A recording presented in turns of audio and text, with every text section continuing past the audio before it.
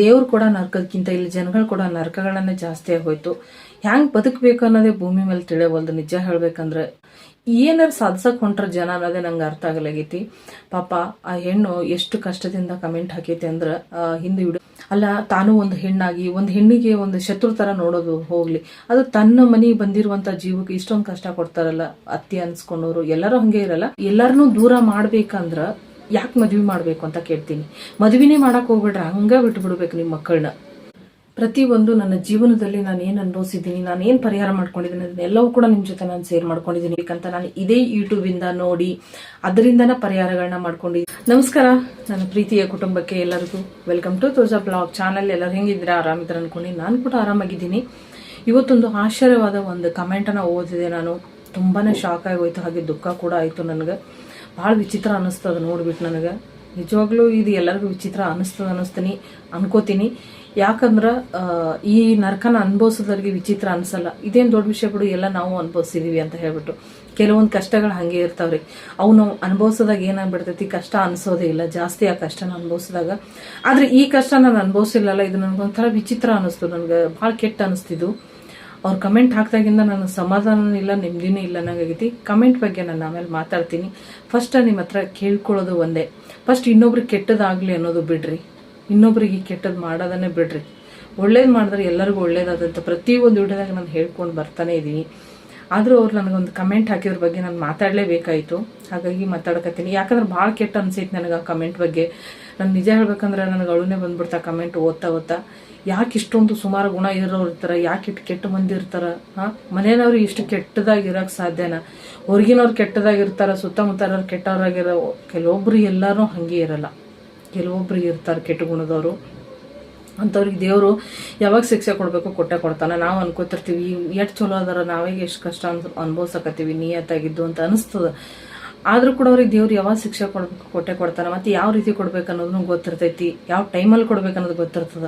ನಾವು ಸಿಕ್ಕಂಗ ಯಾರಿಗಾರು ಕಷ್ಟ ಕೊಡಕ್ ಹೋದ್ವಿ ಅಂದ್ರೆ ಅಟ್ಟರ ಮಟ್ಟಿಗೆ ಅನುಭವಿಸಿ ಸುಮ್ಮನೆ ಆಗಿಬಿಡ್ತಾರ. ಆದ್ರೆ ಭಗವಂತ ಕೂಡ ಕಷ್ಟ ಇದೆ ನೋಡ್ರಿ, ಅದು ಪರ್ಮನೆಂಟ್ ಆಗಿ ಉಳ್ಕೋಬೇಕಾದ್ರೆ ನೆನಪಿಗೆ ಅಂತ ಕಷ್ಟ ಕೊಡ್ತಾನ.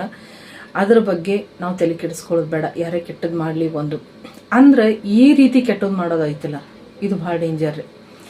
ಈ ರೀತಿ ಕೆಟ್ಟದ್ದು ಮಾಡಿದ್ಮೇಲೆ ಬದುಕೋದೈತಲ್ಲ, ಇದು ಇನ್ನೂ ಕಠಿಣ.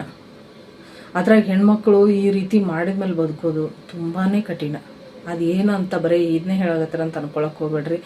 ಒಬ್ರು ನನ್ನ ಸಿಸ್ಟರ್ ಕಮೆಂಟ್ ಹಾಕಿದ್ರು, ಸಿಸ್ಟರ್ ನಾನು ಒಂಟಿಯಾಗಿದ್ದೀನಿ, ಈಗ ಜೀವನ ಮಾಡೋದೇ ಬ್ಯಾಡ ಅನ್ಸ್ಬಿಟ್ಟೈತಿ, ಬದುಕೋದೇ ಒಲ್ಲೆ ಅನ್ಸೈತಿ, ನಾನು ಸತ್ತೇ ಹೋಗ್ಬಿಡ್ಬೇಕು ಅನ್ನಕತ್ತೀನಿ, ನನ್ನ ಪರಿಹಾರ ಇಲ್ಲಿ ಏನು ಸಿಗಲಾಗೈತಿ. ನಾನು ಸಾಕನಷ್ಟು ಕಡೆ ಹೋಗಿನಿ, ಎಲ್ಲ ಕಡೆ ಕೇಳೀನಿ, ದುಡ್ಡು ಖರ್ಚು ಮಾಡೀನಿ, ಮಾಟ ಮಂತ್ರ ಮಾಡ್ಯಾರ ಅಂತ ಹೇಳಿದ್ರು. ಅದಕ್ಕೆ ಏನು ಮಾಡಬೇಕು ಅದನ್ನೆಲ್ಲ ಮಾಡೀನಿ, ಆದರೂ ನೆಟ್ಟಿಗೆ ಆಗಲಾಗೈತಿ. ಇದು ಮಾಡಿದಂತರೂ ಪಕ್ಕ ಐತಿ. ನನ್ನಿಂದ ನನ್ನ ಮಕ್ಕಳನ್ನ ಕಿತ್ಕೊಂಡಾರ, ನನ್ನ ಗಂಡನ್ನ ಕಿತ್ಕೊಂಡಾರ. ಈಗ ಒಂಟಿಯಾಗಿದ್ದೀನಿ, ಬದುಕಕ್ಕೂ ಆಗವಲ್ದು, ಸಾಯಕ್ಕೂ ಆಗವಲ್ದು, ಹೆಂಗೆ ಬದುಕಬೇಕು ಈ ಜೀವನ? ದಯವಿಟ್ಟು ನನಗೆ ಸಹಾಯ ಮಾಡಿ ಅಂತ ಕೇಳಿದ್ರು. ಅವ್ರ ಕಮೆಂಟ್ ಓದಾಗಿಂದ ನಾನು ನಿಜವಾಗ್ಲೂ ಹೇಳ್ಬೇಕಂದ್ರೆ ಮನ್ಸಿಗೆ ಸ್ವಲ್ಪನೂ ಸಮಾಧಾನ ಇಲ್ಲ. ಈಗ ಸಹಾಯ ಮಾಡ್ಬೇಕಂದ್ರೆ ನೋಡಿ ಸಿಸ್ಟರ್, ಯಾವ ರೀತಿ ಸಹಾಯ ಮಾಡ್ಬೇಕಂತ ನನಗೆ ಗೊತ್ತಿಲ್ಲ. ನನಗೆ ಗೊತ್ತಿರೋ ಪ್ರಕಾರ ನಾನು ಹೇಳಿದ್ದೀನಿ ತುಂಬ. ಯಾಕಂದರೆ ನನ್ನ ಜೀವನದಲ್ಲಿ ನಾನು ಯೂಸ್ ಮಾಡ್ಕೊಂಡಿರುವಂಥದ್ದು, ನಾನು ಬಳಸ್ಕೊಂಡಿರುವಂಥದ್ದು ಒಂದು ಪೂಜೆ ವಿಧಾನ ಆಗಲಿ, ಒಂದು ಇದೇ ರೀತಿ ಒಂದೊಂದು ಕೆಲವೊಬ್ಬೊಬ್ಬರ ಸಹವಾಸ ಬಿಡೋದಾಗಲಿ, ಕೆಲವೊಬ್ಬರ ಬಗ್ಗೆ ನಾವು ತಿಳ್ಕೊಳ್ಳೋದಾಗಲಿ, ಈ ರೀತಿ ಮಾಡಿಕೊಂಡು ನನ್ನ ಜೀವನ ನಾನು ಸುಧಾರಿಸ್ಕೊಂಡಿನಿ. ಅದ್ರ ಬಗ್ಗೆ ನಾನು ನಿಮಗೆ ವಿಡಿಯೋಗಳು ಕೂಡ ಮಾಡಿ ಹಾಕಿದ್ದೀನಿ. ಮಾಟ ಮಂತ್ರಕ್ಕೆ ಅಂದರೆ ಅದು ಪವರ್ಫುಲ್ ವಿಡಿಯೋಗಳವೆಲ್ಲ. ನೀವೇನು ಕಮೆಂಟ್ ಹಾಕಿದ್ದೀರಾ ಅದು ಆ ರೀತಿ ನೀವು ಪೂಜೆ ಮಾಡ್ಕೊಳ್ರಿ. ಅಶೋಕ ಎಲೆದು ಪೂಜೆ ಮಾಡಿಕೊಡ್ರಿ, ಖಂಡಿತ ನಿಮ್ಗೆ ಒಳ್ಳೇದಾಗತ್ತೆ. ಯಾವುದೇ ರೀತಿಯೂ ಅದು ನಿಮಗೆ ತೊಂದರೆ ಅಂತ ಆಗಲ್ಲ. ಪಕ್ಕ ಅದನ್ನು ನಿಮಗೆ ಇವತ್ತಿಲ್ಲ ಒಂದೇ ತಿಂಗಳಲ್ಲಿ ನಿಮಗೆ ಅದ್ರ ಫಲನ ಕಾಣ್ತೀರ.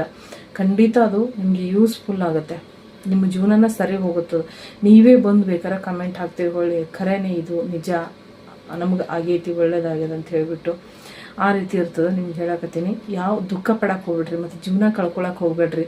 ಒಂದು ಸತಿ ಕೊಟ್ಟನ್ ಭಗವಂತ ಜೀವನ ಅಂದ್ರೆ ನಾವು ಕಳ್ಕೊಳ್ಳೋದಲ್ಲ, ಅದು ಒಂದೇ ಸರಿ ಇರೋ ಜೀವನ, ಮತ್ತೆ ಮತ್ತೆ ಹುಟ್ಟಿ ಬರಕ್ಕೆ ಫುಲ್ ವೀಸಲ್ಲ. ದಯವಿಟ್ಟು ಜೀವನನ ಕಳ್ಕೊಳ್ಳೋದ್ರ ಬಗ್ಗೆ ಯೋಚನೆ ಬಿಟ್ಟು ಜೀವನನ ಮಾಡೋದ್ರ ಬಗ್ಗೆ ಯೋಚನೆ ಮಾಡಿರಿ. ನಿಮ್ಮ ಸಂಸಾರನ ಸರಿ ಮಾಡ್ಕೊಳ್ಳೋದ್ರ ಬಗ್ಗೆ ಯೋಚನೆ ಮಾಡಿರಿ. ಸಂಸಾರ ಕೆಟ್ಟದಂದ ಬಳಕ ಅದು ಅಲ್ಲಿಗೆ ಮುಗೀತಂತಲ್ಲ, ಅದನ್ನು ಸರಿ ಮಾಡ್ಕೋಬೇಕು. ಕಷ್ಟ ಬಿದ್ದಾದ್ರೂ ಸರಿ ಮಾಡ್ಕೋಬೇಕು. ಎಷ್ಟು ಕಷ್ಟ ಆಗ್ತದಾಗಲಿ, ಎಷ್ಟು ದಿನಗಳು ಹೋಗ್ತಾ ಹೋಗಲಿ, ನಮ್ಮ ಜೀವನನ ನಾವು ಸರಿ ಮಾಡ್ಕೋಬೇಕು, ಕಷ್ಟ ಪಡಬೇಕು. ಯಾವ್ದು ರೀತಿ ಮಾಡ್ಕೊಂಡ್ರೆ ಹೆಂಗಾಗ್ತ ಅನ್ನೋದು ನಾವು ತಿಳ್ಕೋಬೇಕು.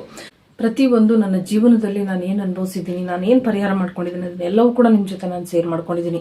ಇವತ್ತಿಗೆ ನಾನು ನಿಜ ಹೇಳಬೇಕು ಅಂದ್ರೆ ದೇವ್ರ ಸತ್ಯವಾಗ್ಲು ನಾನು ಇವತ್ತು ಹಿಂಗಿದ್ದೀನಿ, ನಾನು ಈಗ ಖುಷಿಯಾಗಿದ್ದೀನಿ, ಆರೋಗ್ಯವಾಗಿದ್ದೀನಿ ಅಂದ್ರೆ ನಾನು ಮಾಡಿರೋ ಪ್ರಯತ್ನಗಳು, ನಾನು ಮಾಡಿರುವಂಥ ಪೂಜೆಗಳು, ನಾನು ಎಲ್ಲ ಹೋಗಿ ದುಡ್ಡು ಕೊಟ್ಟು ನಾನು ಅದನ್ನು ಪರಿಹಾರ ಮಾಡ್ಕೊಳ್ಳಿಲ್ಲ. ನನಗೆ ಗೊತ್ತಾಯಿತು ಅಷ್ಟೇ. ಅದನ್ನು ತಿಳ್ಕೊಂಡ ಮೇಲೆ ನಾನು ಏನು ಪರಿಹಾರ ಮಾಡ್ಕೋಬೇಕಂತ ನಾನು ಇದೇ ಯೂಟ್ಯೂಬಿಂದ ನೋಡಿ ಅದರಿಂದನೇ ಪರಿಹಾರಗಳನ್ನ ಮಾಡ್ಕೊಂಡಿದ್ದೀನಿ. ಕೆಲವೊಂದೊಂದು ಯಾವುದು ಇಲ್ಲಿ ಯೂಟ್ಯೂಬಲ್ಲಿ ಹೇಳ್ತಾರಂದ್ರೆ ಸುಳ್ಳು ಇರೋದಿಲ್ಲ. ನೀವು ನಂಬ್ತಿರೋ ಬಿಡ್ತಿರೋ ಗೊತ್ತಿಲ್ಲ. ನಾನು ಎಷ್ಟೋ ಈ ಯೂಟ್ಯೂಬಿಂದನೇ ಒಂದು ಪೂಜಾ ಪುನಸ್ಕಾರನ ತಿಳ್ಕೊಂಡು ನನ್ನ ಕೈಲಿ ಏನಾಗುತ್ತೋ ಅಷ್ಟು ಪೂಜೆಗಳನ್ನ ನಾನು ಮಾಡ್ಕೊಂಡಿದ್ದೀನಿ. ಮತ್ತು ಅವ್ರು ಹೇಳಿರೋ ಪದ್ಧತಿ ಪ್ರಕಾರನ ಮಾಡ್ಕೊಂಡಿದ್ದೀನಿ. ನನಗೆ ತಿಳಿದಿರುವಂಥ ಪೂಜೆಗಳನ್ನ ಮಾಡ್ಕೊಂಡಿದ್ದೀನಿ. ಮತ್ತು ನನಗೆ ನನ್ನ ಫ್ರೆಂಡ್ಸ್ಗಳು ಹೇಳಿರುವಂಥ ಪೂಜೆ ಬಗ್ಗೆ ಮಾಡ್ಕೊಂಡಿದ್ದೀನಿ. ನಾನು ಬೇರೆ ಯಾವುದೂ ಕೆಟ್ಟ ಉದ್ದೇಶಕ್ಕಾಗಿ ಕೆಟ್ಟವ್ರ ಮಾತು ಕೇಳಕ್ಕೆ ಹೋಗಲಿಲ್ಲ.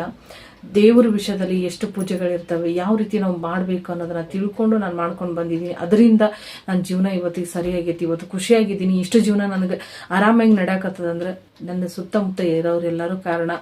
ಯಾಕಂದ್ರೆ ಅವ್ರು ಕೆಟ್ಟದ್ದು ಮಾಡ್ಯಾರ ಅಂದ್ರೆ ನಾನು ಹಾಗೆ ಕೈ ಕಟ್ಕೊಂಡು ಕೂತಿಲ್ಲ. ಒಳ್ಳೇದು ನಾನು ಹೆಂಗೆ ಮಾಡ್ಕೋಬೇಕು ಅನ್ನೋದನ್ನ ತಿಳ್ಕೊಂಡು 4-5 ಜನಕ್ಕೆ ಕೇಳಿಕೊಂಡು ಈ ಜೀವನನ ಸರಿ ಮಾಡ್ಕೊಂಡಿದ್ದೀನಿ. ಅದೇ ಪ್ರಕಾರ ನೀವು ಕೂಡ ಅಷ್ಟೇ ಜೀವನನ ಸರಿ ಮಾಡ್ಕೊಳ್ಳೋ ಪ್ರಯತ್ನ ಮಾಡಿರಿ.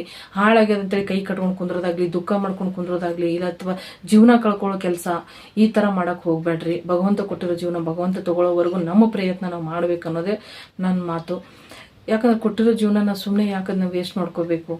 ಆರಾಮಾಗಿ ಬದುಕ್ಬೋದು ಜೀವನದಲ್ಲಿ. ನಿಜ ಹೇಳ್ತೀನಿ, ನನಗೆ ಪಕ್ಕ ಭರವಸೆ ಐತಿ ನಿಮ್ಮ ಜೀವನ ಖಂಡಿತ ಸರಿ ಹೋಗ್ತದಂದು. 2-3 ತಿಂಗಳಲ್ಲೇ ಸರಿ ಹೋಗ್ತದ ಅನ್ನೋ ನಂಬಿಕೆ ನನಗೆ ಬರಾಕತ್ತದ. ನನ್ನ ಮನಸ್ಸಿಗೆ ಹಂಗೆ ಅನಿಸ್ಲಿಕತ್ತದ. ಖಂಡಿತ ನೀವು ಆ ಒಂದು ಪೂಜೆನ ಮಾಡ್ಕೊಳ್ರಿ. ಮತ್ತು ನಾನು ಹೇಳಿರುವಂಥ ವಿಧಾನಗಳನ್ನ ಮಾಡ್ಕೊಳ್ರಿ. ಮತ್ತು ಕೆಲವೊಂದು ದೀಪ ಆರಾಧನೆಗಳನ್ನ ನಾನು ಹೇಳಿದ್ದೀನಿ, ಅದನ್ನು ಕೂಡ ನಿಮ್ಮ ಜೀವನಕ್ಕೆ ಖಂಡಿತ ಒಳ್ಳೇದಾಗ್ತದೆ.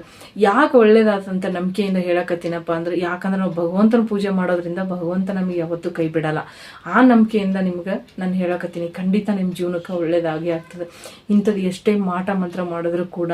ಮತ್ತು ಇನ್ನು ನಿಮಗೆ ಗಂಡ ಹೆಂಡತಿ ಮತ್ತು ಮಕ್ಕಳು ದೂರ ಮಾಡ್ಯಾರಲ್ಲ, ಖಂಡಿತ ಅವರೇ ತಗೊಂಬಂದು ಸೇರಿಸ್ತಾರೆ. ಇಲ್ಲಾಂದ್ರೆ ಅವರೇ ತಮಗೆ ನಿಂಬಲ್ಲಿ ಬರ್ತಾರೆ. ಇನ್ನು ಮುಂದೆ ಈ ಥರ ತೊಂದರೆಗಳು ಬರೋದಿಲ್ಲ. ನಾನು ಹೇಳಿದ್ದೇನಲ್ಲ, ನಾನು ತುಂಬ ವಿಡಿಯೋಗಳನ್ನ ಅಪ್ಲೋಡ್ ಮಾಡಿದ್ದೀನಿ ನೋಡಿ. ಆ ಥರ ಪ್ರತಿಯೊಂದೊಂದು ನೀವು ಅಶೋಕ ಎಲೆ ಹಿಡಿದು ಮತ್ತು ಸಾಸಿವೆ ಕಟ್ಟಿದ್ದೀನಿ, ನನ್ನ ಮನೆ ಬಾಗಿಲ ಹತ್ರ ಕಟ್ಟಿದ್ದು ಹೇಳಿದ್ದೀನಿ. ಅಲ್ಲಿವರೆಗೂ ಯಾವ್ಯಾವ ಪೂಜೆ ವಿಧಾನಗಳನ್ನ ಹೇಳ್ಕೊಂಡು ಬಂದಿದ್ದೀನಿ, ನಿಮಗೆ ಸಾಧ್ಯವಾಗೋದು ಎಲ್ಲ ನಿಮ್ಮ ಮನೆಯಲ್ಲಿ ಇರೋವಂಥದ್ದು ಪೂಜೆಗಳನ್ನ ಹೇಳಿದ್ದೀನಿ ನಾನು ಮಾಡಿರುವಂಥದ್ದು. ಅದನ್ನೆಲ್ಲ ನೀವು ಮಾಡ್ಕೊಂಡು ಬನ್ನಿ. ನಿಮಗೆ ಯಾರಿಗೆ ಮಾಟ ಮಂತ್ರ ಆಗಿದೆ ಅಂತ ಅವ್ರು ಒಬ್ರಿಗೆ ಅಂತ ಹೇಳ್ತಾ ಇಲ್ಲ, ಎಲ್ಲರಿಗೂ ಹೇಳ್ತಾ ಇದ್ದೀನಿ. ನಿಮಗೆ ಯಾರಿಗೆ ಅನ್ಸಕತ್ತೈತಿ ಮನ್ಯಾಗ ನಮ್ಗೆ ಈ ಥರ ಆಗ್ಯದ ಅಂತೇಳಿ, ಅದು ಒಂದೊಂದು ಪೂಜೆ ವಿಧಾನಗಳನ್ನ ನೀವು ಮಾಡ್ಕೊತ ಬನ್ನಿರಿ. ಖಂಡಿತ ನಿಮಗೆ ಈ ಕಷ್ಟ ಪರಿಹಾರ ಆಗ್ತದೆ. ಇದು ಇರೋದೇ ಇಲ್ಲ ನಿಮ್ಮ ಮನ್ಯಾಗ ಮಾಟ ಮಂತ್ರ ಅನ್ನೋದು, ಎಲ್ಲವೂ ಕೂಡ ಮುಕ್ತಾಯ ಆಗ್ತದೆ. ಅದಕ್ಕಾಗಿ ಹೇಳಕತ್ತೀನಿ, ಯಾರೂ ಮಿಸ್ ಮಾಡ್ಕೊಳಕ್ಕೆ ಹೋಗ್ಬೇಡ್ರಿ. ಮತ್ತು ಇದು ಸುಮ್ಮನೆ ಹೇಳಕತ್ತಾರ ಅಂತ ತಿಳ್ಕೊಳಕ್ಕೆ ಹೋಗ್ಬೇಡ್ರಿ. ನನ್ನ ಜೀವನದ ಒಂದು ಪಾಠವನ್ನೇ ನಿಮಗೆ ನಾನು ಹೇಳಕತ್ತೀನಿ ಅಷ್ಟೇ. ಮತ್ತು ಅವ್ರ ಕಮೆಂಟ್ ಕೇಳಿದ್ಮೇಲೆ ನನಗೆ ತುಂಬಾ ದುಃಖ ಅನಿಸ್ತು. ಅದಕ್ಕೆ ಅವರಿಗೂ ಕೂಡ ಇನ್ನೊಂದು ಸತಿ ಅರ್ಥ ಆಗಲಿ, ಆ ಪೂಜೆಗಳನ್ನ ಅವ್ರು ಮಾಡ್ಕೊಳ್ಳಿ ಅಂತ ಮತ್ತೆ ನಾನು ಹೇಳ್ತಾ ಇದ್ದೀನಿ. ಕಮೆಂಟಲ್ಲಿ ಬರ್ದು ಹಾಕಿದ್ರೆ ಅಷ್ಟು ಸರಿ ಬರಲ್ಲ, ಅಷ್ಟೊಂದು ಬರೆಯೋಕ್ಕಾಗಲ್ಲ. ಹಾಗಾಗಿ ಈ ಪೂಜೆ ವಿಧಾನಗಳನ್ನ ಮಾಡ್ಕೊಳ್ರಿ, ನೀವು ಕೂಡ ಒಳ್ಳೇದಾಗ್ತದೆ. ಎಲ್ಲವನ್ನೂ ಒಟ್ಟಿಗೆ ಬದುಕ್ತೀರಿ, ಗಂಡ ಹೆಂಡತಿ ಮಕ್ಕಳು ಎಲ್ಲರನ್ನೂ ಒಟ್ಟಿಗೆ ಇರ್ತೀರಿ. ಇನ್ನೊಬ್ರಿಗೆ ನೀವು ಕೆಟ್ಟದ್ದು ಬಯಸಕ್ಕೆ ಹೋಗ್ಬಿಡ್ರಿ. ನಿಮ್ಗೆ ಯಾರು ಕೆಟ್ಟದ್ದು ಮಾಡ್ಯಾರ ನೋಡು, ಅವ್ರಿಗೆ ಕೆಟ್ಟದ್ದು ಮಾಡಕ್ಕೆ ಹೋಗ್ಬೇಡ್ರಿ. ಅವ್ರಿಗೂ ಒಳ್ಳೇದಾಗಲಿ ನಿಮಗೂ ಒಳ್ಳೇದಾಗಲಿ ಅಂತ ಪೂಜೆ ಮಾಡ್ಕೊಡ್ರಿ. ಮತ್ತು ಪೂಜೆ ಮಾಡೋ ಟೈಮಲ್ಲಿ ಇದೊಂದು ನೆನ್ಪಿಟ್ಕೊಳ್ರಿ, ನೀವು ಖಂಡಿತ ನಿಮ್ಗೆ ಯಾರು ಏನು ಮಾಡ್ಯಾರ ಅವ್ರಿಗೆ ಹೋಗ್ಲಿ ವಾಪಸ್ಸು ಅಷ್ಟೇ. ಮಾಡಿದ್ದನ್ನು ವಾಪಸ್ ಹೋಗ್ಲಿ ಅಂತಾನೆ ಪೂಜೆ ಮಾಡ್ರಿ. ಅಂದರೆ ಅದು ಅವ್ರಿಗೆ ರಿಟರ್ನ್ ಆಗ್ತದೋ ಬಿಡ್ತದೋ ಬೇಡ, ಅದು ಹೊರಟು ಹೋಗ್ಲಿ ಅಷ್ಟೇ ನಮಗೆ. ಆ ರೀತಿ ನಿಮಗೆ ಇನ್ನೂ ಅಷ್ಟೊಂದು ದುಃಖ ಅನಿಸಿತ್ತಂದ್ರೆ ಮಾಡಿದವ್ರ ಫಲ ಅವರೇ ಊಟ ಉಳ್ಳಿ ಅಂತ ಹೇಳ್ಬಿಟ್ಟು ಕೈ ಮುಗಿದು ದೇವರಲ್ಲಿ ಆ ಪೂಜೆಗಳನ್ನ ಮಾಡ್ಕೊಡ್ರಿ. ನಿಮ್ಮ ಜೀವನನ ಸರಿ ಹೋಗ್ತದೆ. ಮತ್ತು ನಿಮ್ಗೆ ಬೇರೆ ವಿಡಿಯೋಗಳು ಬೇಕಂದ್ರೆ ಕಮೆಂಟ್ ಮಾಡಿ ತಿಳಿಸ್ರಿ. ಇನ್ನು ಇವತ್ತ ಅಥವಾ ನಾಳೆಗೆ ಒಂದು ವಿಡಿಯೋ ಮಾಡಿ ಹಾಕಿದ್ದೀನಿ. ಯಾವುದಂದ್ರೆ ಈ ಮುಂದೆ ಬರೋ ಅಮಾವಾಸ್ಯೆ ದಿನ ಆಂಜನೇಯನ ಪೂಜೆಯ ಬಗ್ಗೆ ನಾನು ಮಾತಾಡ್ತಾ ಇದ್ದೀನಿ.